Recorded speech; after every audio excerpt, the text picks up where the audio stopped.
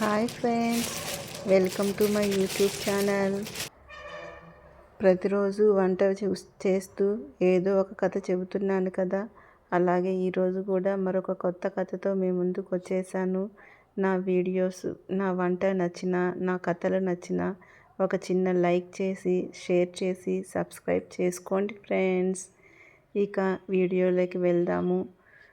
ఇక్కడ నేను వీడియోలో చుక్కాకు చట్నీ చేస్తున్నాను.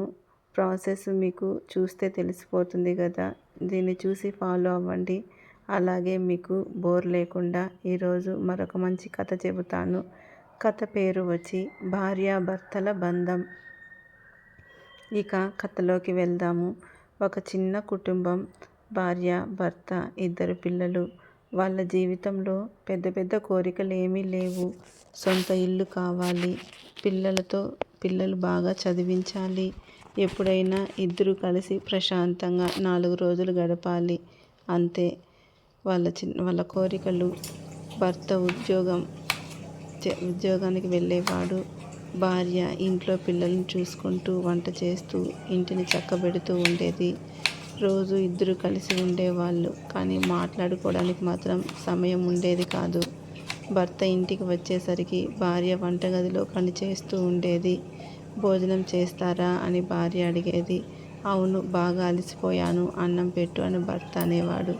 అంతే, అతను భోజనం చేసేవాడు, ఆమె వంటగది సర్దేది. ఒకరోజు భార్య తన భర్తతో అంది, మనిద్దరం ఎక్కడికైనా బయటకు వెళ్ళి ప్రశాంతంగా వెళ్దామండి అంది. భర్త నవ్వుతూ, ఇప్పుడు పరిస్థితులు లేవు కదా, పిల్లలు పెద్ద అయ్యాక వెళ్దాం అన్నాడు. భార్య నవ్వి సరే అంది. ఆ సరే వెనుక ఎంత ఆశ ఉందో భర్తకు మాత్రం తెలియదు. రోజులు గడిచాయి. పిల్లల స్కూల్ ఫీజులు, ఇంటి ఖర్చులు, అనుకోని సమస్యలు. భర్త తన జీతం మొత్తం కుటుంబం కోసమే ఖర్చు చేసేవాడు. తనకు కొత్త బట్ట కొనేవాడు కూడా కాదు. తనకు నచ్చిన వస్తువులు కూడా కొనుక్కోవడం మానేశాడు. కానీ భార్య మాత్రం భర్త గురించి ఎప్పుడూ ఆలోచించేది.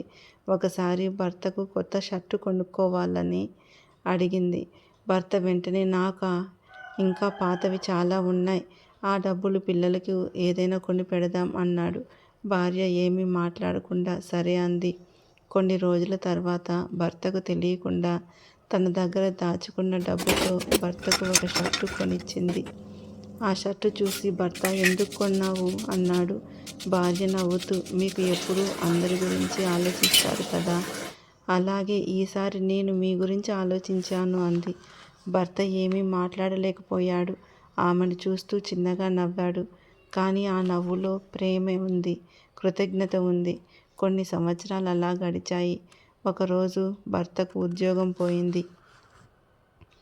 ఇంటికి వచ్చి ఆ విషయం భార్యకు చెప్పడానికి కూడా అతనికి భయంగా అనిపించింది. ఎందుకంటే ఇంటి ఖర్చులు, పిల్లల ఫీజులు, అద్దె అన్నీ తన బాధ్యతే. చివరకు ధైర్యం చేసి భార్యకు చెప్పాడు, నాకు ఉద్యోగం పోయింది. భార్య ఒక క్షణం మౌనంగా ఉంది. భర్త తలదించుకున్నాడు. నన్ను తప్పు పట్టకు, నేను ప్రయత్నిస్తాను, త్వరలోనే ఇంకో ఉద్యోగం చూసుకుంటాను అన్నాడు. భార్య అతని దగ్గరకు వెళ్ళి, నేను నిన్ను ఉద్యోగం కోసం పెళ్లి చేసుకోలేదు అంది. భర్త ఆశ్చర్యంగా ఆమె వైపు చూశాడు. నువ్వు ఉన్నావు కదా, ఉద్యోగం మాత్రమే పోయింది, మన జీవితం కాదు అంది. ఆ మాట విన్న భర్త కళ్ళల్లో నీళ్లు వచ్చాయి. ఎందుకంటే కష్టాల్లో మనతో నిలబడే వాళ్ళే నిజంగా మనవాళ్ళు.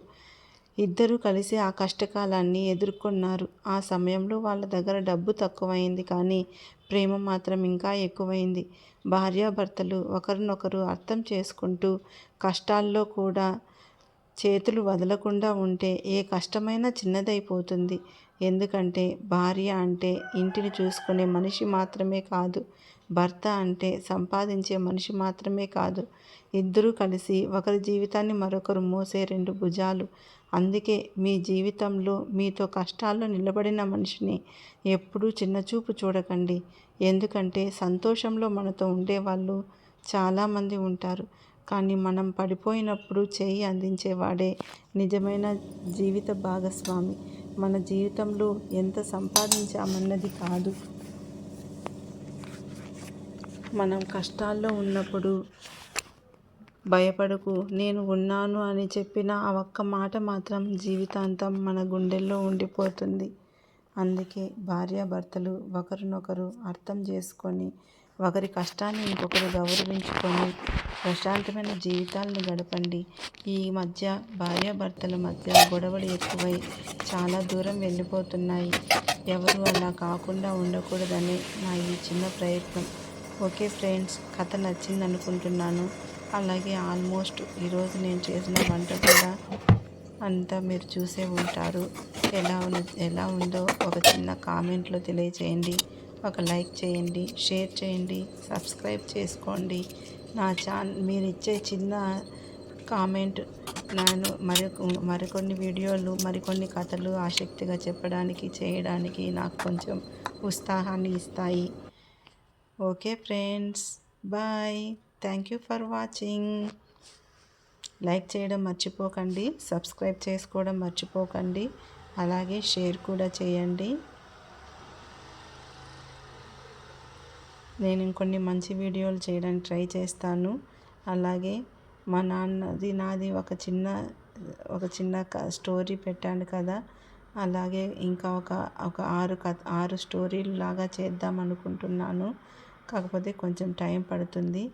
ఈ రోజుటికి ఈ వీడియో ఎలా ఉందో చూసి నచ్చితే కామెంట్ చేయండి friends. Okay friends, bye. Thank you for watching. ఇది వైట్ రైస్ కూడా రెడీ అయిపోయింది. ఆఫ్టర్నూన్ ఇది. Okay bye. Thank you for watching. Good night.